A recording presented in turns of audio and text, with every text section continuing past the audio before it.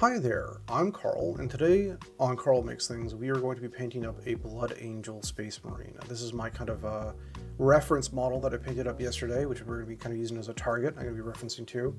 But the model we're going to actually be painting is one of these Assault Intercessors, which kind of fits the Blood Angels theme. They are very much a close combat chapter, and Assault Intercessors, I think, are going to be one of their better units. So we're going to paint this guy up as a son of Baal. So to start off with, I'm going to talk a little bit about the primer that I used. I used a colored primer to start this model off because it's going to save me a whole ton of time working up the red. Red is quite transparent and it likes to go on red and brown primers. And the primer that I used was this Rust-Oleum Flat Red primer. And just a little advice on priming itself. When you're priming, you want to keep your miniature about 8 inches away from the nozzle, at least about a foot. It depends on how big the miniature is and your brand of primer. And you want to start spraying off the model and kind of move it across the model. I have some footage of me doing that earlier in the day when I was priming this guy. And another thing to note with primer is that no matter how good you are with looking to get coverage, you're always going to have little gaps like underneath this guy's helmet and in his backpack that aren't going to be easily filled by that primer, because the primer just can't work its way in very easily. So in that case, we're going to be using, at least today, I'm going to be using a little bit of this dark flesh tone before I get started with my red work, which is very close to this red-brown primer, this Vallejo game color dark flesh tone. And I'm going to go into any of those areas that may be a little bit too bright because of the gray, and I'm just going to put a little bit of a watered-down coat there just to kind of even that out.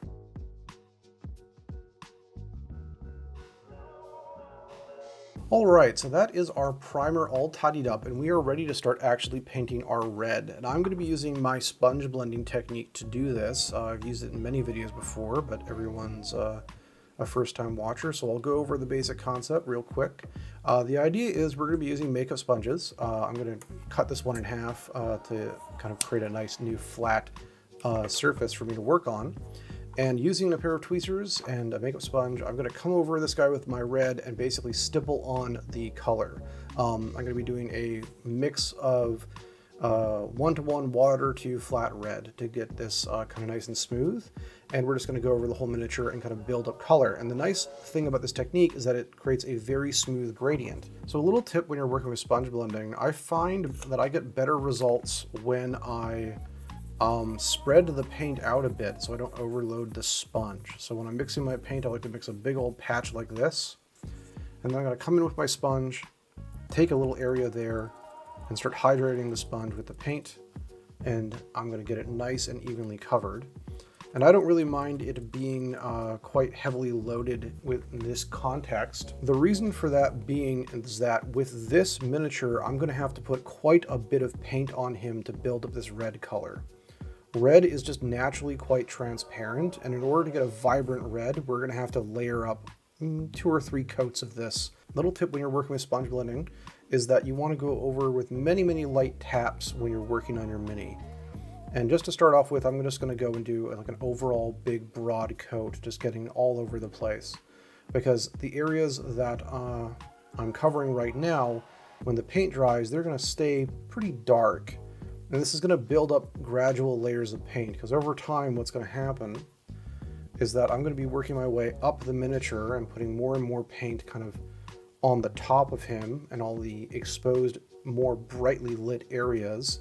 And that's going to cause those areas to be a brighter, more kind of intense red. And all the areas that are more recessed, that I'm going over less with the sponge because they're just less well lit, they are going to remain in kind of darkness. And that's going to generate a bunch of shadows, which are going to be pretty good. If you run into areas that are getting a little rough or a little too heavily loaded, we can use the side of our makeup sponge to kind of pull up a little bit of the paint and even out the coat there.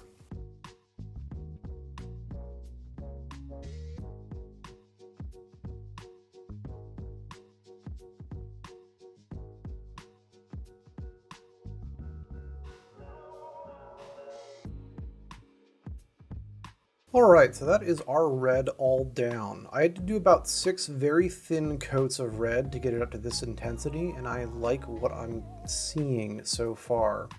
The reason I had to do 6 is because red is a very transparent paint, and we are going from quite a dark shade of red to a very light shade of red, so I had to layer on quite a bit. You can speed up the time if you're working on a single miniature with a hairdryer. You put down your coat, you get it nice and even, you kind of put it on your red, then you go to hair dry the miniature, go for another coat. Each coat took me about 1.5 minutes, 2 minutes to do. So, all told, about 10 minutes to get me to this stage.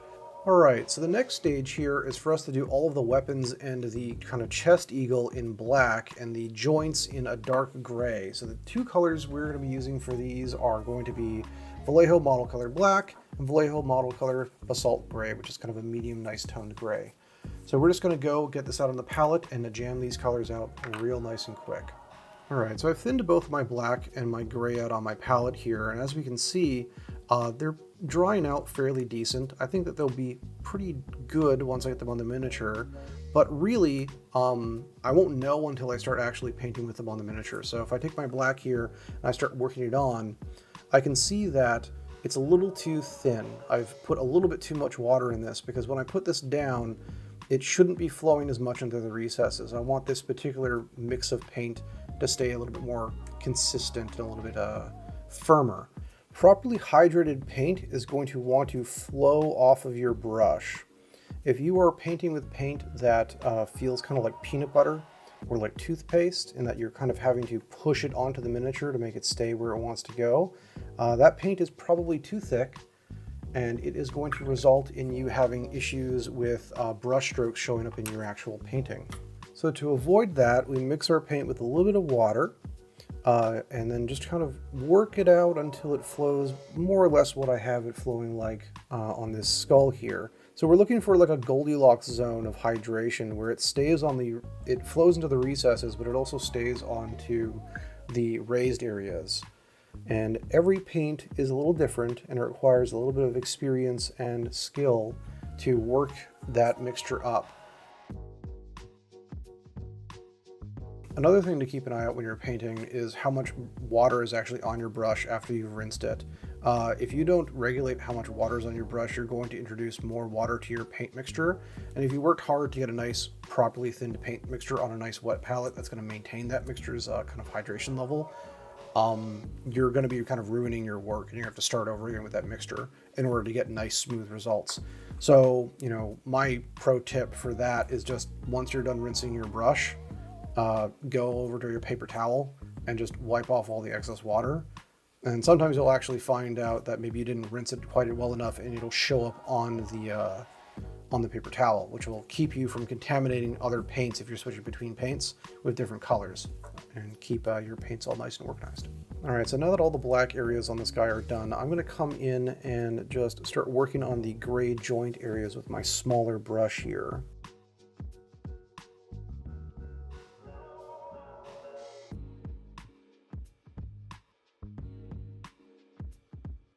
Alright, so I've got the black and gray down on this miniature, and I've taken a little bit of time to go and do a bit of a highlight with our basalt gray onto this guy's chest piece, just kind of dragging the side of my brush along it. It's actually quite a lovely little highlight, and has really brought that skull to life. And in that same vein, I'm going to go and take some of my gray here, my basalt gray, and mix up a new sponge of that, and I'm going to work up that basalt gray on my black weapons, focusing on the raised areas and the ends of the weapons, because they are going to get a little bit more light, and I want to kind of draw the eye towards them. Sometimes with longer things like this chainsword here, you might run into problems with sponge blending on kind of brighter colors like this gray. And I recommend starting at the area where you want it to be the lightest, and then lightly tapping kind of back and forth like this, building up the color gradually. And that way you're going to get a nice smooth gradient. Kind of coming your way back and then coming your way forward. And lingering more on the tip than you are in the rear area. And gradually over time, the sponge is just going to naturally kind of deposit more and more paint. And it'll kind of deposit it in a nice gradient fashion, just like that. And then if we want to smooth it out a little bit, we can just drag the sponge just down the length of the entire area, and that'll just kind of take all those spots and just blend them together a little bit. Alright, so the next stage here we're going to do is put all the gunmetal on this guy, but we're not actually going to be using gunmetal. We're going to be using a little bit of a trick here. I'm going to be using Model Air metallic steel from Vallejo's airline. And this stuff is like an ultra bright silver. So if we're painting gunmetal, why are we using silver? The reason is we're actually going to darken it down and add definition with a very, very dark black, like pure black wash later. And that is going to end up looking kind of like this kind of grill on the back of this guy's backpack. The black wash is going to kind of dull out and kind of break up that even shine that we get from that steel and make it look really natural and pretty dang good. This guy was painted with this color here. So we're just going to go ahead and get started on that. An important note for all these model air colors as well is that they are quite thin out of the pot. You don't really have to add that much water to them. Just keep that in mind whenever you're working with them, because you might try to go with your default combination of water plus paint, and that's going to result in a very soupy mess. For areas like these little rivets, I'm just going to use the side of my brush and just give them a touch.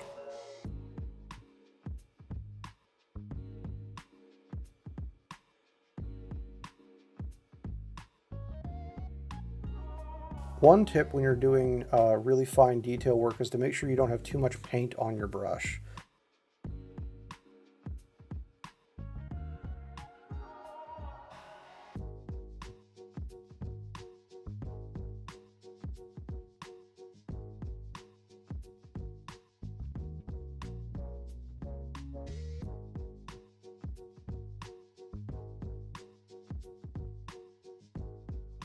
All right, so the next thing we're going to do is hit this cross here, this little skull cross in this guy's left arm with some polished gold from Vallejo Game Color.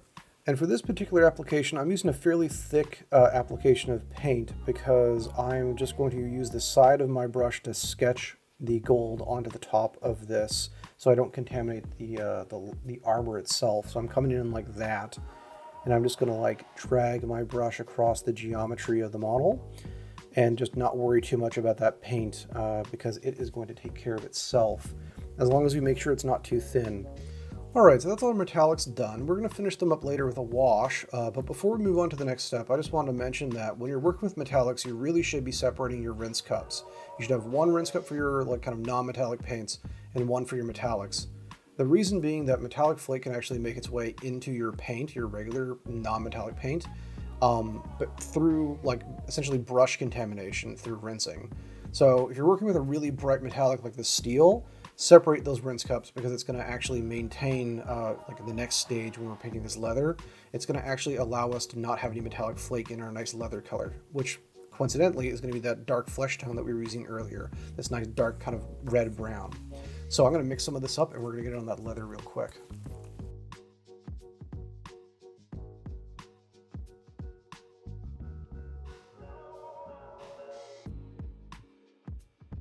Alright, so that's our leather base coat done, and the next step is for us to go do a quick dry brush of Cork Brown.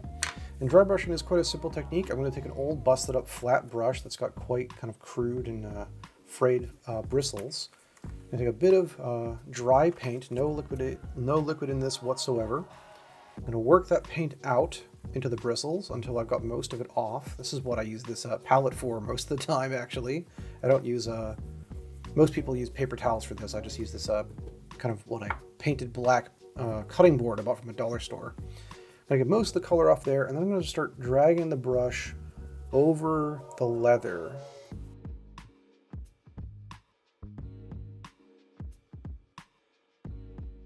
The dry brush is going to make nice scratchy textures that we're going to be able to use to kind of make this feel a little bit more beat up, worn down, and just in general kind of abused, because you know the Space Marine is running through battlefields constantly. He's getting shot at all the time.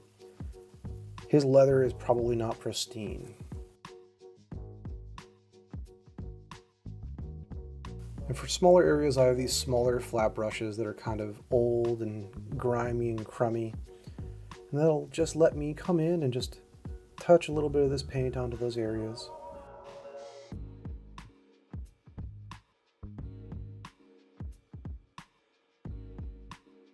Alright, so what is a wash? You know, I've mentioned it a few times in this video so far, and you know, if you're new to painting, you probably don't know. A wash is a technique. It's when you take a very thin paint and you apply it over a broad area and essentially allow that paint to flow into recesses and to darken up all the kind of cracks and crevices. So to get started with our wash, we're going to have to make a custom mixture of a few products because we want a nice thin transparent wash that's going to take a while to dry, so we can have some time to work with it and make sure it doesn't kind of stain the miniature and cause weird coffee staining. So we're going to start by taking our strong tone and putting 3 drops in this little wash palette that I have. And then I'm going to take an equal amount of my Lquitex Matte medium and add that. So 1, 2, 3. The last thing we're going to add is just a bit of water. And we're going to take kind of a grubby brush that we don't mind kind of manhandling a bit, and we're going to give this a good mix. And what this is going to make is something that's a little bit thinner than the stuff that comes right out of the bottle, but has kind of particular properties.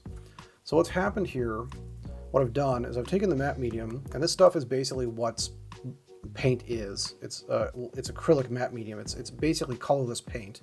And I've added it to the wash in order for it to stay kind of thick and malleable, so it'll stay on raised surfaces. I've added the water to the wash, so it'll take a little bit longer to dry, and the strong tone is the pigment that I've added. And these three in combination will allow me to do some pretty interesting things. I'm just going to put a little bit of water in here, and we're going to get started with the actual washing process. Okay, so to start off, I'm just going to take a whole lot of wash and just get it all over one segment of my miniature. I'm going to do these segment by segment. So I'm going to do leg and leg, kind of torso, and then arm and arm. And I'm just going to throw it down all over and just get it just completely saturated. You know, we're not going utterly crazy. We don't want to completely overload it, but I want to make sure that it's nicely spread out all over. All right, so I've applied my wash in a fairly thick coat over the entire area of this leg. And what I'm doing here at this point is any area that I feel like there's not enough wash in, I'm just going to come in and add a little bit more. And then that's going to kind of flow into the recesses, and gravity is going to pull it down and kind of work its way further down the leg. And when it kind of goes into places where I don't want it to go, I'm just going to come with a little bit of a wet brush and some water. I'm going to pick that wash up. It's just going to get soaked up right into the brush with the capillary action of that brush. So a few tips with using this mixture of wash. You want to be fairly liberal with your first application of the wash. You want to get it pretty much everywhere you want wash to be in the context of this miniature. I want it to be pretty much everywhere. The issue, though, we're going to run into is that we only have so much time to do that, because once the wash starts to dry, it's not going to want to move into places or be removed. And any areas we want to maintain like a really bright color, we just want to come in with a little bit of water on our brush and just kind of rub the wash off before it dries in those areas.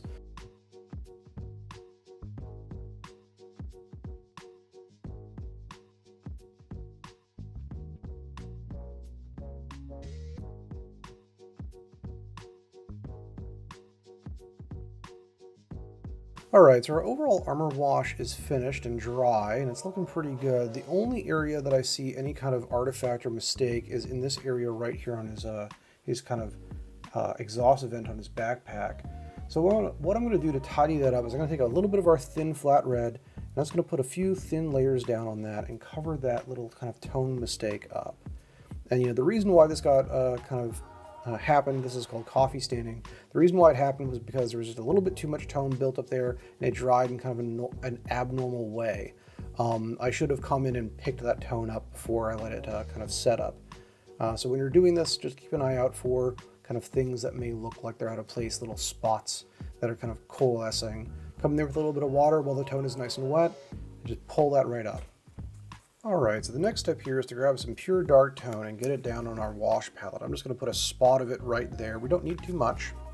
And then I'm going to grab it with my big old size 4 brush here, get some of it on there, and then I'm going to just liberally apply it to all of the areas that have steel.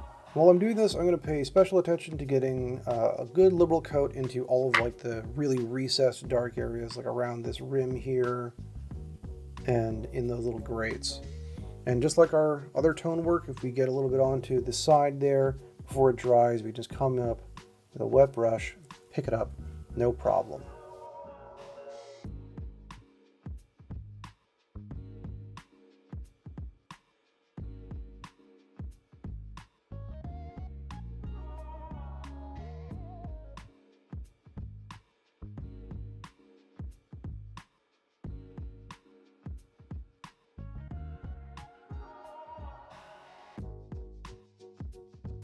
Alright, so that is all our dark tone work I think we're going to need to do. If we need to put a little bit more on, we can always just loop it back to that later. But we are going to move on to the next stage, which is going to be a little bit of strong tone work. And this is just going to be pure strong tone. It's very nice dark brown.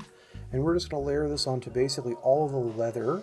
We can do multiple layers of this if you want to keep on darkening down an area. And we're also going to put a spot of this on our gold. Alright, so that is more or less the overall paint scheme done. All we need to do now is a few details. I need to finish the eyes and I need to do the purity seal on the backpack. So to do the purity seal, I'm going to take some of our Cork brown, the same thing we used for our leather, and I'm just going to do a pure layer of this on here. Alright, so that's looking pretty good, but I want to give this just a little bit more bright of a highlight. So I'm going to grab a little bone white, got it right here on the tip of my brush, and I'm just going to come in and I'm going to go and give it a layer of that. So the reason why I put that Cork brown down on there was to make this parchment just a little bit more bright. Because if I tried to put it on top of this red brown, it would have been a little bit too dark. So to finish up the purity seal, I'm just going to come in with a little bit of our strong tone and just touch it onto the areas that I feel like should have a little bit more definition. Just work it in there. I don't want to kill that bone white color, I just want to augment it with a little bit of contrast. I'm going to let this tone dry naturally, and we're going to go work on the eyes next. Alright, so to do the eyes, the first step is to grab a little bit of our Stonewall Gray, and we need to get a nice kind of layer just touched right in there, because we're going to be putting a very bright green on top of it, and if we tried to put that bright green just on there right now, it would be kind of struggling versus that very dark red-brown. And don't worry about getting this gray kind of around the eye. We can come in with a little bit of our flat red and tidy that up. So I'm taking a very, very moist, wet gray. I'm just kind of touching that in there, letting the capillary action of the paint just kind of get sucked into that area and not worrying too much about overspill. All right, so our gray is dry and it's ready for our green. And the green we're going to be using this really, really bright livery green. So I'm going to get a little bit of water into this green, get it just a little bit moist. I'm going to come in here and just put 2 thin coats onto this. And like I said, we don't have to worry too much about overspill. We can come in and we can tidy that up later. Alright, so to finish up the eyes, I'm going to grab a little bit of pure white here, some dead white. And I'm just going to put just a little bit on the tip of my brush. And I'm not going to wet this at all. So I haven't mixed any water in with this because I don't want it to move around too much. And on this side, like this, I come in and just touch it to the very back of the lens. Just like that. We just need a little of a dot. This is going to give the lens just a little bit more pop and shine. Alright, so to finish these lenses off, I'm going to grab some green tone, and we're just going to put just a little tiny bit in here. And I like to do Space Marine lenses by taking the tone, usually I'll use tone for all of these, and I'm just going to touch it to the front of the lens here to kind of give it like a nice gradient. But if we apply it carefully, it's going to create quite a dynamic kind of bright lens. And once we have the tone down there, we can come back in and we can start tidying up all the overspill. And we can do that with just a little bit of pure flat red. And when we're doing really fine detail work like this with a very thin color, what we want to do is make sure that thin color is not too much on our brush. Because if there's too much on our brush, it'll flow into recesses just like a wash, and then we're going to ruin all the hard work that we kind of just did. Alright, so the very, very final thing we need to do is a bit of an edge highlight. I'm going to start with our Stonewall Gray, and what we're going to do is we're just going to come in with our gray and we're going to lightly drag it over raised areas with the side of our brush, just like I've done on my glove there. So my Stonewall Gray, I'm going to use the side of my brush here and just lightly drag my brush over this raised edge here.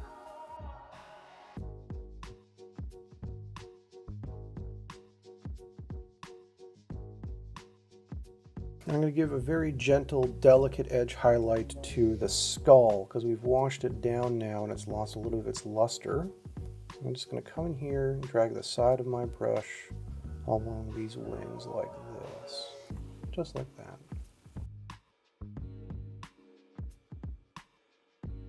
It's really easy to go too far with edge highlighting, and when you do that, you will find yourself making mistakes. So my recommendation is, if you're feeling like something's pretty good, stick with that. Don't go too far. As an extra little extra step, I'm going to take my nice detail brush and I'm going to come in here and I'm going to edge highlight the backs of these joints really quickly. And I'm not going to do the entire joint, I'm just going to do kind of a band of highlight in there just to make it pop a little bit. Alright, so that is all the edge highlighting I'm going to do for the weapons with this gray. The next edge highlight I'm going to do is going to be on the leather, and I'm going to use the pure bone, so the pure purity seal color that I used. And I'm going to get most of this off of my brush until it's just very, very thin, and then I'm going to just come in and touch that onto the side there. Because this bone color is so bright, I don't need all that much to kind of get a nice poppy edge highlight. And when I edge highlight, I don't tend to go and try to hit every edge. I just want to hit the edges that I feel like might have the most amount of wear or catch the most amount of light.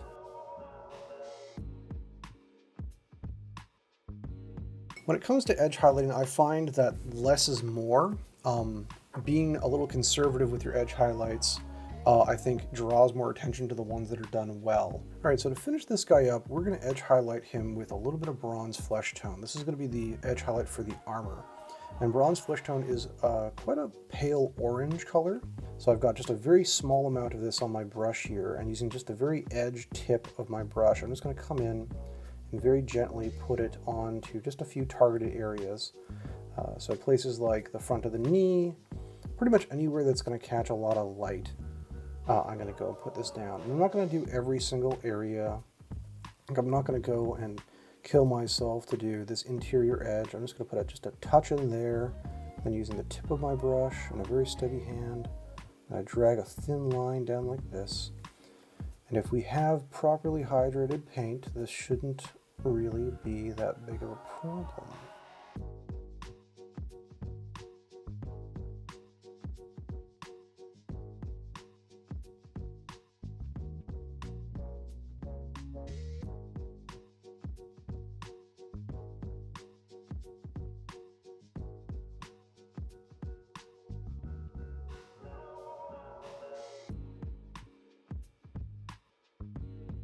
So what I've done with the base here is I've taken a little bit of our dark flesh tone and just kind of reset that color to get rid of any of the red that I'd kind of put on there beforehand.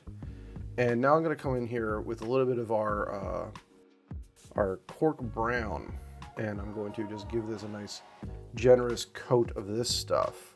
And then we'll add a little bit more detail with a wash and kind of bring back some of that nice dark earth tone. So I'm going to take some of my strong tone here, and I'm just going to get a good drop down on my desktop. I'm going to use this as kind of a quick palette and start just working my strong tone onto my Cork brown base here. So that pass of strong tone has added a whole bunch of definition to the base itself, which I think is quite nice. But these rocks are still a little too bright. I want them to be very high contrast. So I'm going to come in here a little dark tone and just kind of work them on there. I'm also going to take some of my dark tone, work it out a little bit, and just kind of come into areas and just work on some darker patches onto my base here. We can also use this dark tone pass to kind of do some area shading around areas that should be darker. So like underneath this guy's foot, for example, we can put a lot of dark tone and kind of create a fake shadow underneath his foot there. And that'll kind of give him a more grounded feeling once it's all dry. Alright, so that tone is dry and it's looking pretty good. I actually like the kind of more mottled effect the base has now, but I've gone a little bit too far on some of these edges. I want to brighten them up a bit. So I'm going to go grab our bone right here, and we're just going to dry brush on some bone around the periphery just to kind of brighten up the base and add some more highlight detail to some of these raised areas. I'm just going to come in and we're going to very, very, very lightly dry brush because this bone is going to be really intense. We're just going to come on any kind of area that I think is going to need a little bit more light. Just work that onto the sides. So as the last step, I'm going to grab a little bit of my black and we're just going to put a nice black rim along this base. Just paint that in real quick. And with that last detail, we are done. This guy's looking pretty good. If you want to support the channel, you can give me a like and a subscribe. That always helps out, and comments are like my favorite thing ever. So if you throw some of those down in the comment section, even if it's critique on my work, I'll be happy to read all of them and respond to the ones that I think I can help out with. And last but not least, I want to send a special thank you to all my patrons on Patreon. Your generosity is greatly appreciated, and this video and all my videos are kind of dedicated to you. So I wish you the best of times, and that's all I got for you for today. Have a good one.